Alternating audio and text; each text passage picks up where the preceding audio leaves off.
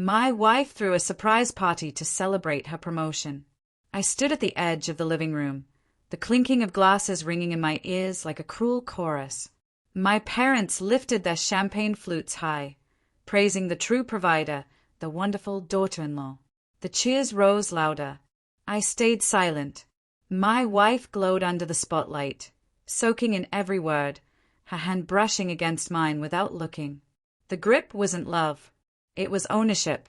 Later that night, after the guests had left and I was sweeping confetti into piles, she tossed a folded shirt into my lap. Across the cotton, bold letters sneered back at me, the loser of the house. Her laughter still lingers in my head. We weren't always like this. I once believed she was my partner, my equal, the one I'd share victories and failures with. I worked overtime, picked up freelance jobs, convinced myself this was temporary, that one day my turn would come. But she rose faster, higher. Her company adored her, promoted her, showered her with praise. I clapped for her achievements, expecting she would do the same for me. Instead, she twisted hers into weapons, jokes that sliced deeper with each telling, smiles laced with venom. And then came the truth. A text I was never supposed to see. Her phone lit up while she showered. A name I knew, her boss. The message wasn't about business. It was about the way her dress fit, the way she laughed, their plans after meetings. My chest turned to ice. The shite, the jokes, the humiliation, it all fell into place. I wasn't her husband. I was her cover. That night, lying beside her as she slept, I stared at the ceiling and made my choice. I wouldn't explode. I wouldn't beg.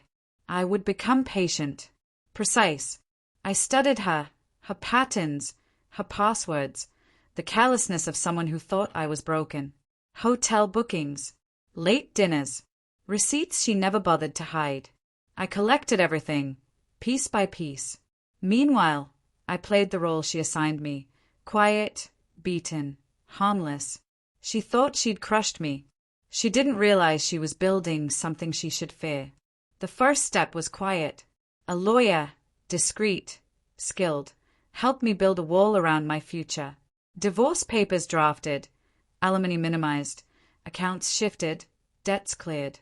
The second step was sharper. An anonymous package landed on our desk, messages, photos, dates. Not enough to trace back to me, but enough to raise suspicion, enough to scorch her spotless image. The third step was personal. I delivered the full truth to her boss's wife, a polished woman too perfect to ever show cracks. Evidence stacked, time-stamped, undeniable. Execution came swiftly. The morning after her triumph, she left early, glowing in applause. She kissed me at the door, already dialing his number. Within an hour, her empire began to collapse. His wife stormed into his office, evidence in hand. HR summoned them both before lunch. By evening, the whispers were everywhere. By nightfall, my phone was buzzing with her desperate apologies. 9 messages filled with panic, begging, hollow regret. I didn't respond. When she finally staggered home, her eyes were red, her voice trembling. "They fired me," she whispered. I sat at the table, divorce papers stacked neatly in front of me. Draped across the chair was the same shirt she had mocked me with.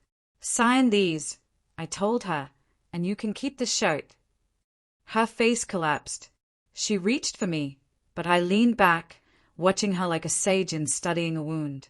"You wanted me to be the loser," I said quietly, "but I don't lose.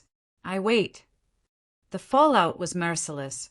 She left with nothing but her clothes and that shirt. Her boss resigned in disgrace. His wife filed for divorce.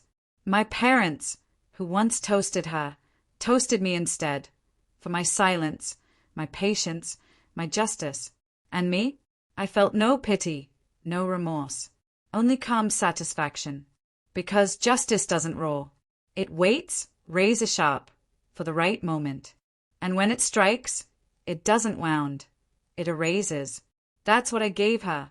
Not anger, not forgiveness, just emptiness where her life used to be. And now, whenever I see that shirt, I smile. because in the end, the true loser of the house was her.